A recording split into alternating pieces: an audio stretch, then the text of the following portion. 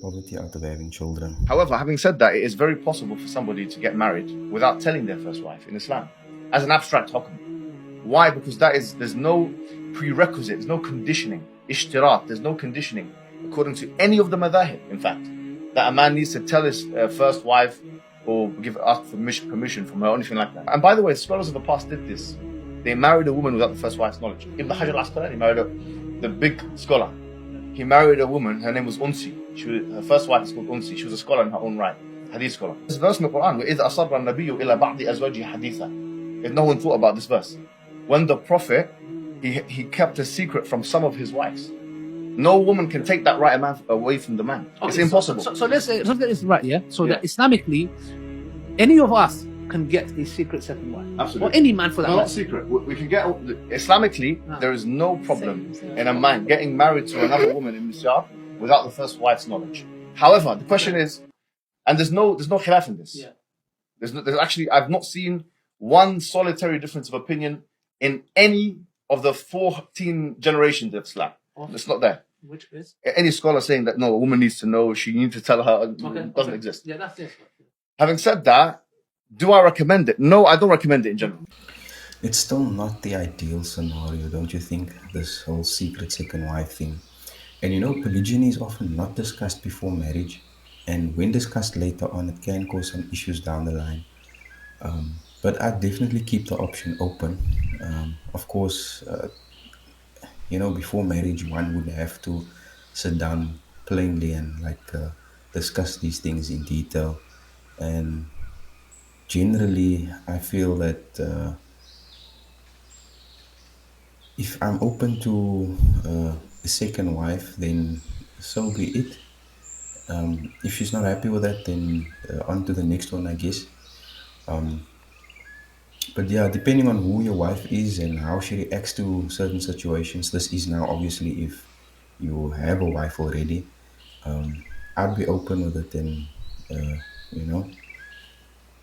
give her the lay down. Sometimes I look in her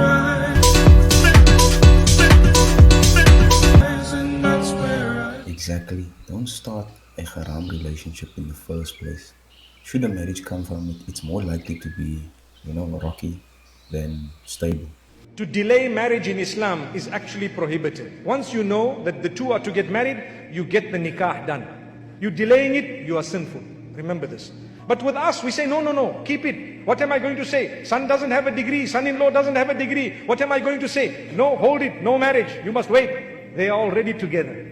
They are already together. And who is accumulating the sin? You are a part of it. A part of it. I'm not saying the entire sin, but you are a part of it. Why? You are a stubborn parent. That's what it is. Stubborn, really stubborn. Take that out. Learn from the sunnah of Muhammad sallallahu alaihi wasallam, where he teaches us when nikah is confirmed, get it done. When the time of salah comes, fulfill it. When the janazah happens to be in front of you, get them buried. You don't delay a janazah to say, you know what, let's just wait for 1-2 years, put him in the mortuary. Why? More people will come, What are you talking about? That's what you're doing to your daughter. That's what you're doing to your son-in-law. May Allah forgive us. Get the nikah done. Do you fear Allah or do you fear society? Get that nikah done. Don't delay. The two want to get married. Come on, let it happen. And they don't have to live together. Like I said, tomorrow when he's got a house, he can come ahead. MashaAllah. Allahu Akbar. May Allah forgive us. Really. You look at the man, if his deen is good, his character is good, reasonable, responsible person, get him married. How many of our parents had nothing when they got married? 30 years later, they developed wealth. Today, the same parents want a husband who's already rich. He must be rich from the beginning. Give him a chance. Come on, man. When you got married, you couldn't even wear shoes. You only used to move around in slippers. Allahu Akbar. And it took you 20, 30 years to develop wealth. And just because you've got the wealth, your daughter wants to get married. It's not like anyone is shoving it down her throat. And you are just saying no because perhaps the man doesn't have something. And who said? Allah says, إِن يَكُونُوا فُقَرَاءَ يُغْنِهِمُ اللَّهُ مِن فَضْلِهِ. You've chosen the right spouse. If the person is poor, Allah will bless them with His virtue, because Allah is the one who owns sustenance. How many people have got their daughters married to wealthy people? 10 years down the line, they lost everything. So it's not to do with wealth, it's to do with the right person.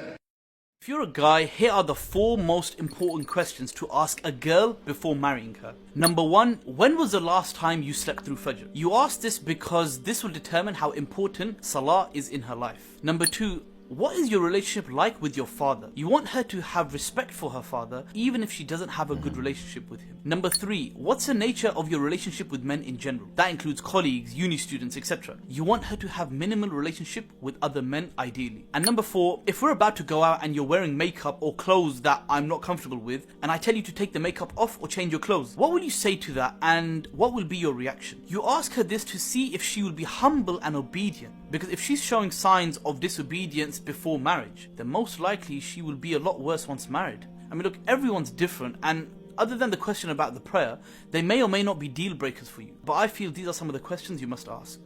May Allah bless all those who are searching right now. That's it for this video.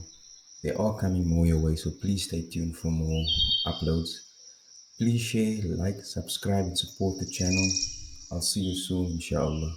Assalamu alaikum.